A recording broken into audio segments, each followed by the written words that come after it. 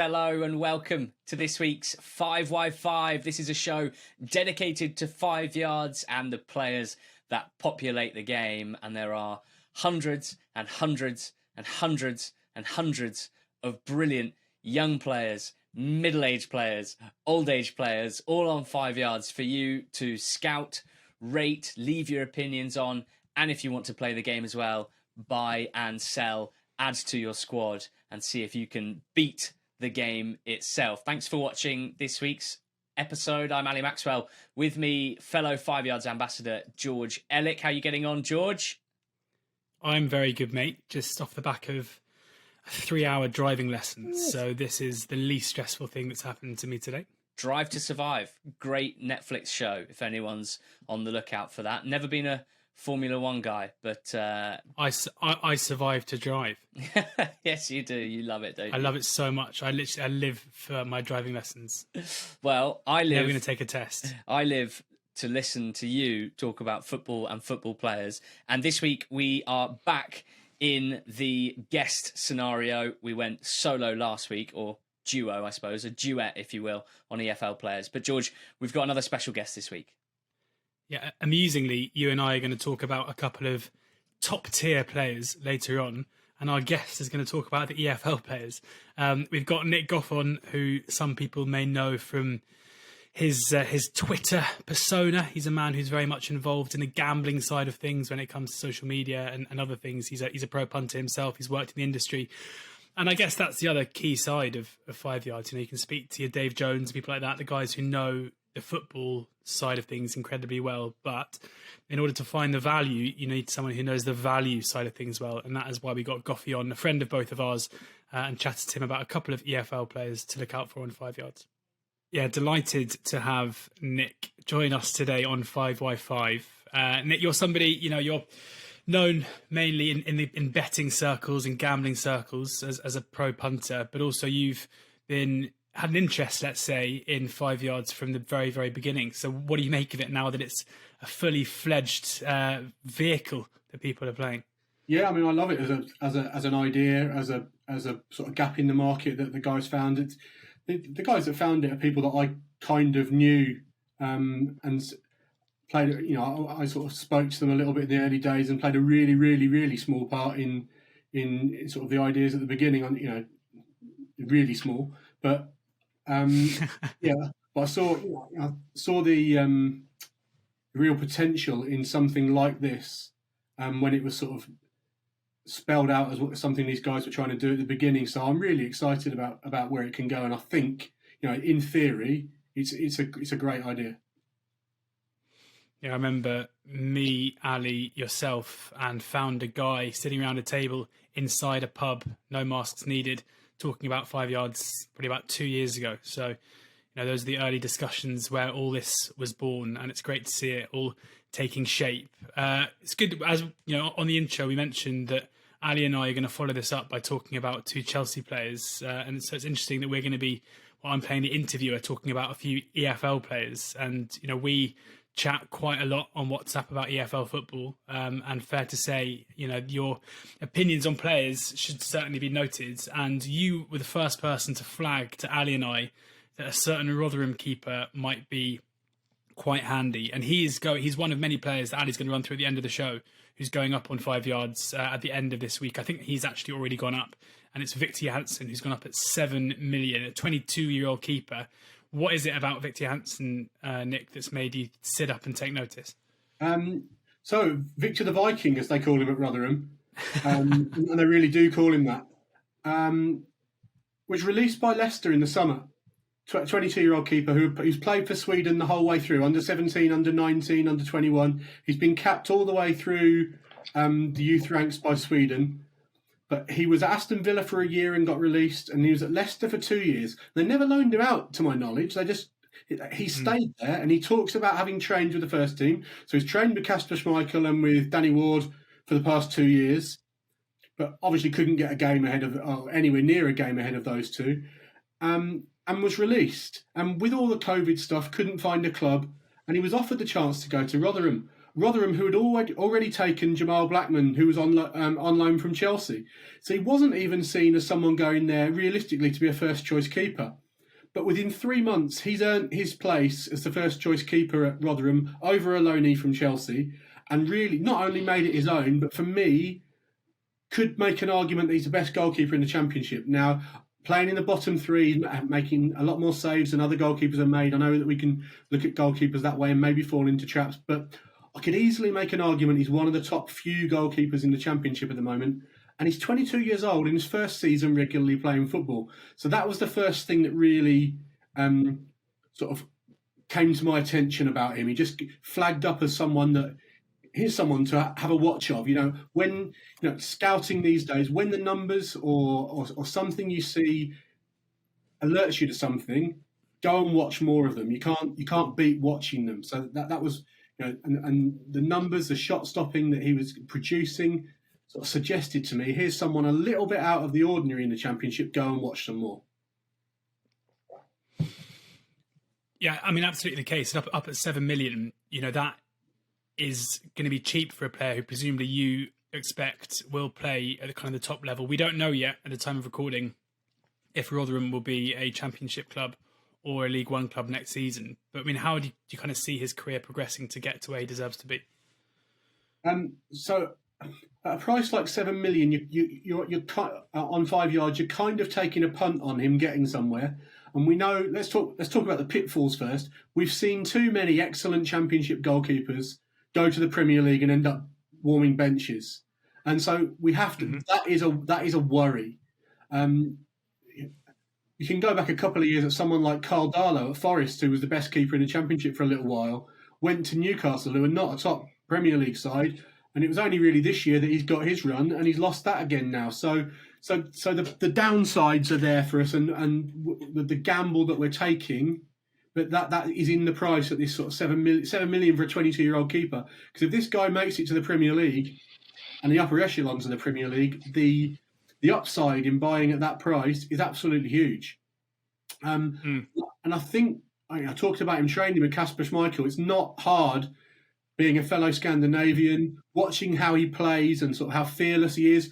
There's a little bit of craziness about him. He will rush out of his box given half a chance and be this modern day sweeper keeper. He's an excellent shot stopper, both reflexes wise from close range and setting himself for long shots. He'll command his box and he'll come for corners. He is a modern day goalkeeper who's got every chance of, if he keeps progressing, going a long way. Now, what will happen with him in the summer if Rotherham go down? Because if I was betting at the moment, I think Rotherham probably will go down, though they've still got a chance of getting out of it. Has he done enough for someone at decent Championship level or even the bottom of the Prem to come in for him yet? Maybe he hasn't, but it's a long-term game with him because he's 22 and goalkeepers' peak age these days is mid-30s. Yeah. I mean, I know that when we're going to talk about the next two players, you want to compare them to a couple of other guys similar. With Johansson, there probably isn't really a like for like because with goalkeepers, it's not really how it works. But I mean, a quick look at somebody like Freddie Woodman, who, whilst he may not be Swansea's keeper, he's kind of seen as the Championship keeper who could well go on to have a top level Premier League career. And he's valued at 12 million. When you factor in that Woodman's also 2 years older than Johansson, and whilst the price difference between 12 million and 7 million might not sound like a lot, it is 65-70% higher than 7. So yeah, I mean, you can see why you would think there's value there. The second player that you want to speak about is a League One striker, although probably not for very long. And he's a player that I spoke about on this a few weeks ago, and I flagged him as being very, very cheap. I know that the 5 Yard scouts do often listen to this. They haven't taken any notice at all. They've kept him at £3.5 million. It is, of course, Jonson Clarke-Harris. If they move him now, naturally going to get a lot of... Sorry, George. If they move the price down, I've said it and ignored you. I think you need to have a word with someone. Yeah, I know. Why aren't they listening to me? I'll get on the Slack channel after. But it's, I mean, it feels like he's a striker. I mean, Peterborough, for those who don't know, I mean, they blew their promotion opportunity last night, but it would take a strange turnaround, both in terms of the automatic promotion race and then the playoffs, if they weren't to be a Championship side next season. And even if they weren't, it's likely that Clarke-Harris would be moving on anyway. he's going to have comparisons to Ivan Toney because of where he's coming from and the goals that he's scored. Do you think those are fair? Do we think this is a player who is individually that talented a goal scorer, or is he the product of a team set up for him to score goals? I think it's more than that. I think it would be really harsh on him just to say that he scored more goals than a lot of the other Peterborough strikers that have all been set up in the same way for them. I find him a really interesting character because he's 26. So we talked about the upside of Johansson's age. That's not quite the case with Clarke-Harris here. He's a little bit older. He's only a year older than Toney, but he's obviously a year behind him in terms of career progression. But what I find interesting with Clarke-Harris is until he was about 24, he was a real journeyman striker, wasn't he? He was going around the lower league and not really showing any signs of becoming the player that he's become. But he went to Bristol Rovers, who are a club who have got a hell of a history of kicking strikers on themselves. Maybe not so much in the last couple of years, but certainly back 10, 15 years ago, players like Jason Roberts, Jamie Curriton, Barry Hales, and others. Bobby Zamora, of course. So, they had a hell of a conveyor belt of strikers for a while, and then went quiet as smaller clubs can. And back with a bang with Clarke-Harris. The player that I could almost liken him to in some ways is Jamie Vardy. In terms of just both the way he plays, and he's got that sort of little bit of aggression about him, a snappy player who's come on the scene a little bit later, who's worked his way up, hasn't come from a top academy, but he's really, really hungry for it, down to earth. There's a little bit of Jamie Vardy about him for me, and because he's at Peterborough, it is really easy to see. To know that they will take the cash for him and teams will be looking at him because it's Peterborough and because we know that Peterborough have produced these players in the past. Now, Ivan Toney's rated £18 million on 5 yards, and if Clarke-Harris is just 1 year behind him, and we know that he is really because there was multiple reports that Peterborough admitted there were bids for him in January. So he's already on the radar at the top of the Championship. West Brom was said to be one. Other clubs around the top of the Championship. Brentford have proved with Watkins, they'll go to Peterborough and get the next guy. So if Brentford didn't go up this year and Toney went, that's possible. Then is Clarke-Harris the next jar on the shelf for them? That wouldn't surprise me. So you're looking for ways for these players to get to the top league and earn the big performance pay. And with Clarke-Harris, it wouldn't surprise me. And he's at this price of 3.5 million. I think they've probably ignored you and kept that price there because he's 26. But I'll throw Jamie Vardy at you and say every now and again there's a striker who the penny drops just that little bit later. And the thing I'll think about Clarke-Harris is he's just learned the penny's dropped with him, and that can happen. You watch him make runs now and lose defenders. And my dad always used to say to me, I was a striker when I was a kid, though not a very good one, that your first run's for the defender and your second run's for yourself. And I noticed that about him now, in that he'll make a dummy run to lose a defender, and then he'll go where he wants to go, and the ball will find him. And it's all about gambling as a striker as well. It's all about making that run 7 times, and the 8th one the ball comes to you and you score. And you don't get disheartened the first 7 times. You do it again. And I see that in Clarke-Harris, and it pays off time after time against League One defenders. And that's the sort of thing that can keep going as you go up through the leagues. So I wouldn't be surprised to see him score a lot of goals in the Championship next year. And then who knows from there? Well, I mean, that's what I was going to say. We have to assume he'll be a Championship player next season, in which case he's probably only, 18 goals away from being a Premier League footballer, age 26. Because if he does this in the Championship, if he has that kind of season, then he probably is going to move on, whether that's with Posh or somebody else. So I don't think it's in any way a stretch to imagine him being a Premier League footballer in 18 months' time. If he does get there, even if he doesn't score the goals in the Premier League, his price would have moved up accordingly and you'll be able to get out. He's a player that I love. Firstly, I love left-footed strikers because they don't happen very often, and I like that a lot because it gives defenders something else to think about. And secondly, I love that he scores every single kind of goal. He's somebody who'll happily run in behind and use pace to get in behind and score one-on-ones. He'll happily score headers. He's very acrobatic in some of his volleys as well. He is a scorer of all kinds of goals in a similar way to Toney, I guess, as well. So I am totally with you there, and you've reminded me that I need to actually get on before this goes out. And I think third and final one. Sorry, one more comment on Clarke-Harris. With COVID and finances in Premier League at the lower level of the Premier League being a little bit tighter, the days of someone scoring 20, 25 goals in the Championship and the Premier League clubs turning their noses up and going to Spain or Italy or Holland and getting a striker on big money, those days are probably halted for a little while. And if you make a name for yourself in the Championship now, a Premier League club is almost certainly going to take a chance on you because they've got to watch those finances, and someone like Clarke-Harris will come in on 20, 25 grand a week, whereas you've got to go and pay 60, 70 grand for an experienced player international from elsewhere. So getting that step to the Premier League now is even more likely than it was pre-COVID, I think. So that only helps us. Yeah, it does. It does. The third player, you mentioned looking abroad for talent. It worked quite well for Norwich. And I said we're going to talk about 3 EFL players. Well, this one, he's an EFL player in name only because he'll be playing in the Premier League or another top European league next season. And he shouldn't have been playing in the Championship this season. It is, of course, Emi Buendia. And I've said enough about this player on multiple platforms over the last year or so. So I'm just going to hand the mic over to you to take it away on one of my favourite players to watch in football at the moment. Well, I can't really believe that he played in the Championship this year because what he did for a team that was absolutely doomed for Norwich in his first Premier League season proved beyond all doubt that he's a Premier League footballer. The next point I need to make is that the Norwich we'll see in the Premier League in 21-22, I'd be shocked if it's the Norwich we saw in 1920 that went down tamely, didn't believe in themselves, just couldn't pick up any results. I really believe that experience of last time, standing by Farke, keeping almost the whole side except Lewis and Godfrey. I expect Norwich to hit the ground running. Now, I'm not saying they're going to stay up comfortably and they're going to be a Leeds or a Wolves of the last 2 years and hit the top half. I don't think there'll be a ceiling for Norwich that won't be quite on a par with those two sides. I wouldn't think, but it wouldn't surprise me if Norwich bed themselves into that 12th to 16th spot in the Premier League and stay up this time, or at the very least are in the relegation battle, scrapping till the very end. And Buendia will be a huge part of that because he is their best player. They'll need to bring in a couple of players around him.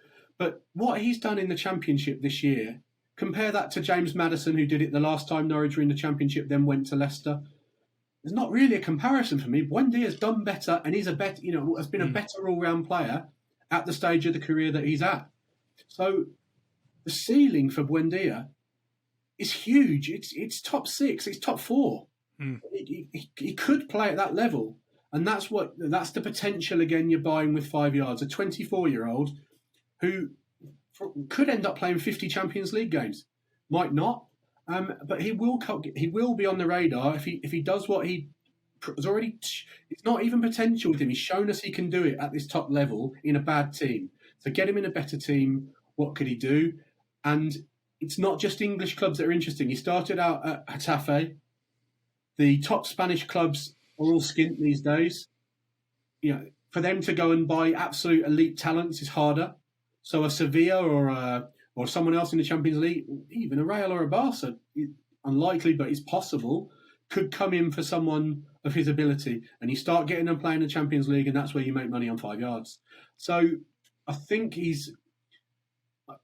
Of my first 2 players could be seen as a little bit under the radar. This one isn't under a radar, but he isn't being taken seriously enough on people's radars for me. He's that good a player.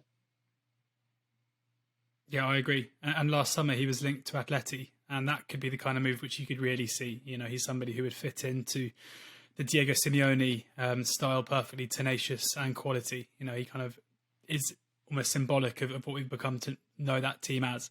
I couldn't agree more with all 3 of your picks, Coffee. So yeah, I'm going to pile in now as soon as we stop recording. But cheers for taking the time to talk to us on 5x5 today. And hopefully we'll get you back on again soon. No problems. Enjoyed it. See you soon. Cheers, George. Brilliant to listen to, Goffy, there. Thank you so much for your time and expertise. George, we wanted to talk about a couple of players that we've watched play this week in the Gazprom Champions League, the world's premier competition, and certainly in 5 yards terms, the holy grail in terms of PP. We're looking at a couple of Chelsea players. Now, you want to talk about someone who his real nickname is Money Mace amongst his teammates, but you like to call him Mason Mountain. Correct. Yeah, I didn't realise we're talking about League One. I didn't know when you said the world's Premier League. I didn't really get what you meant about that. Obviously, we just did that with Goffy. My relationship with Mason Mount is interesting. Where obviously I watched him a lot at Derby and was pretty impressed, without being kind of blown away. Like he was a player who looked to be like a very, very good player. And I remember when Lampard went to Chelsea, it was like, oh right, well Mason Mount's not going to play. That snobbery. That absolute snobbery still seems to seep into the general narrative around a guy who I think is proving himself to be an unbelievably good footballer. Yes. In every single facet of his game. Mason Mount is 22 years old. Okay, he's, as people seemingly blew everybody's mind last night before the Real Madrid game. He played his 100th Chelsea game last night, despite only basically being a first team player for under two seasons. In that time, he has proven himself in every single aspect of his game, in his versatility, where he is now just as comfortable, probably even better, playing in the withdrawn three as he is playing out wide of a front three. His off-ball action, which has always been, a key part of his game, and was one of the most impressive things about him at Derby, was his relentless press and his relentless energy. And not only, it's something I say a lot, is not only do you have to be good at pressing, not only do you have to be able to press, but you have to be good at pressing, and that's something that he's very, very good at. He's somebody who's effective with his press rather than someone who runs around like a madman. His quality on the ball often gets overlooked. Now, he's a player who I think is a very, very good passer, not necessarily an elite progressive passer, but somebody whose ball retention is extraordinarily good, whether that's playing in a kind of central role or playing in an advanced wide role. He links well with a wing back when he's playing in that position, who overlaps. He's very good at coming inside. He's very good in that withdrawn role of just basically keeping hold of possession. I personally think he could play in the two that Chelsea are now adopting, which last night was Jorginho and Kante. If he had someone next door to him who was maybe a Jorginho who is more positionally disciplined, maybe his best mate Declan Rice one day in the future. Maybe Declan Rice, yeah. And then there's his kind of other qualities where he scores goals, he creates goals. His goal scoring, especially recently, has been really impressive. He's a very good finisher. He doesn't take necessarily bad shots, which is something that I don't like. He's somebody who gets into decent positions to do so. And, in the game last night, we saw his ball carrying ability where when Timo Werner missed that really, really good chance at 0-0, it was Mount getting on the ball on the halfway line and basically outpacing that three defenders, breaking through the lines and kind of creating that chance with his ability to do that. And he's 22.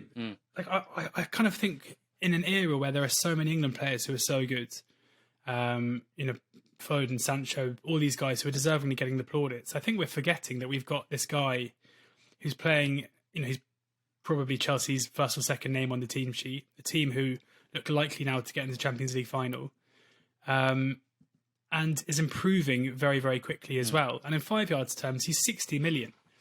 Now, Ali, I know you're quite smug because you bought Phil Foden at about 85 million, who's now kind of, 98? 98, I think, yeah. Yeah. I mean, I get that Phil Foden is, 2 years younger than Mount and probably is destined to have a bigger career. But I mean, Mason Mount isn't going anywhere. This is a guy whose game is built around goals and assists, who's proven himself, in my opinion, at the very top level, who just for some reason there's a stigma around. I don't know if it's because he had the loan in the Eredivisie and the loan in the Championship. And it's pretty rare that you get Premier League, getting rid of Harry Kane as the example, but very rare that you get a player from Premier League giant who makes that leap having been sent out on loan. But people still, I don't think, seem to understand how good he is. I think that has changed a little bit in the last 6 months. And I think I'm now peddling the narrative that is maybe becoming the narrative, which is, why is Mason Mount so underrated? Right. But I still think in 5 yards terms, that 60 million is low. Low. Good. Interesting. Well, it was when you told me you wanted to talk about Mason Mountain that I thought it'd be interesting to take a look at his teammate, Christian Pulisic, who we saw score in the Champions League semi-final on Tuesday night. And there's a load of reasons why they are interesting to compare. There's only 4 months difference between them. Pulisic, I believe, is 4 months older than Mason Mount. 5 yards terms, Mount 60 million, as you said. Pulisic 57 million, so 3 million less than Mason Mount. And I just wanted to take a closer look at that, because I agree with you that I think Mount is an interesting 5 yards prospect. And so at 57 million and basically the same age and another attacking player, I'm interested to take a deeper look at Pulisic. When you compare them, I mean, their career numbers are astonishingly similar. If you look at FBref and use their player comparison tool, which I love to play with all day, every day, they've played a very similar amount of games. All day. They've played a very similar amount of games, George, in their career, similar amount of appearances, but Mount has many more starts and many more minutes because Pulisic, of course, was playing at a young age as a sort of bench player, firstly, at Dortmund, whereas Mount was playing at a lower level with Vitesse and with Derby, but very much a key player. But Pulisic has scored 26 goals, Mount 30 goals. They've both got 21 assists in their career. They score at almost the exact same rate. Pulisic's assists per 90 so far in his career is better. And if you just look at Premier League only, so the last 2 seasons, Puli 0.52 goals and assists per 90, 0.53 expected goals and expected assists per 90. These are good numbers. They're sustainable numbers. He's very much in line with them. And in 5 yards terms, of course, you're looking for performance pay returns. 0.52 goal or assist per 90, a PP return every other 90 minutes. Of course, he doesn't play every minute, so it's not as easy as saying, divide his appearances by 2. But those are the sorts of things you want to be looking at here. But the big issue is he's only started 33 games out of a possible 71 since he joined in the Premier League. Mount, on the other hand, 60 in that time frame. That has a huge impact on PP, and I think it goes some way to explaining the difference in their price here. The big thing for Pulisic is, can he get fit and sturdy and stay fit and sturdy? Because so far in his career, partly because of the amount of fouls he receives, he has picked up a lot of injuries in his short Chelsea career so far. And I guess there's always a concern that whatever it is about his bones or his shins or his ankles, that there's a weakness there that means it's going to be difficult for him to maintain, full seasons at the very top level, being booted up in the air as much as he is. But if he can, I'm excited. I'm excited because when you see things like his goal against Real Madrid on Tuesday night, you realise that at the very top level, this is someone with deadly ability in the final third on the biggest stage. Incredible composure he showed, dribbling ability, balance that he has as well. But I think it's that composure that almost stands out for him. I think ever since he was a young player, he seems to know exactly where to be. He seems to make the right decisions in the final third. And I think he's got another level that he could get to.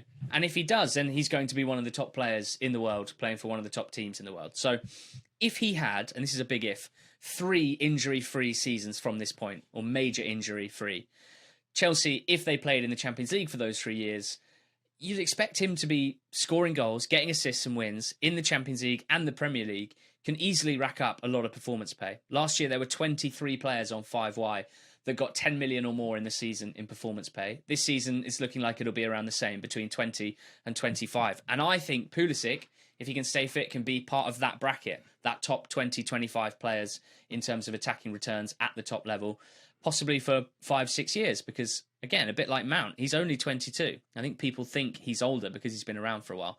But of course, the uncertainty comes from his injury record. Ultimately, that's what will hold me back. I won't be buying into Pulisic after my research. And there's Chelsea's own lack of sturdiness as well. Things look great right now under Tuchel, don't they? But they also looked great after 6 months of Conte, 6 months of Mourinho in his second spell. And I'm not sure you can just guarantee that Pulisic at Chelsea will be playing Champions League football every season for the next 6-7 seasons, even if it looks likely at the moment because things are going well. So I think Mount has the availability factor and the physicality factor, like in terms of, as you spoke, his fitness, his injury avoidance, his stamina, his intensity out of possession. He never needs to get subbed off either. I can see why Mount is the higher price. And at first, maybe I was struggling to wonder why that would be, given Pulisic does play slightly further forward. And in my head, is probably more of a goal and assist threat closer to the goal. But it's just an interesting one to chat about as a duo. I feel like both of them can play at the top of the game, as you say, from this point onwards.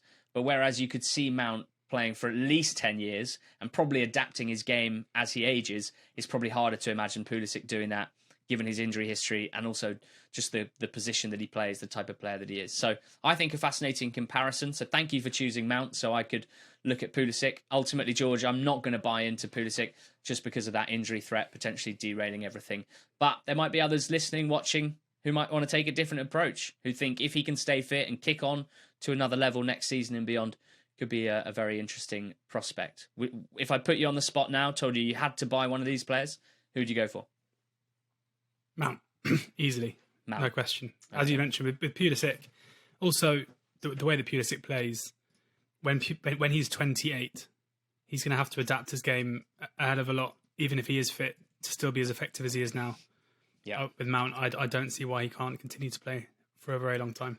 Okay, well, that's the end of this week's 5x5. I will just tell you about some of the names heading up on the game this week. These might be players that you know of, players that you could put down some scout reports on. We've got the likes of Rob Holding at Arsenal, a lot of EFL talent, Ryan Longman on loan at Wimbledon from Brighton, Udoka Godwin Malif, who's a Forest Green defender who is playing a lot of minutes at a very young age and catching the eye. Viktor Johansson, of course, you spoke about with Nick Goff, Ethan Galbraith, Brandon Thomas Asante, Joao Mario, Casper Dolberg, and a ton more. If you follow the 5 Yards social media accounts, Twitter especially, they'll tweet the players going up on the platform.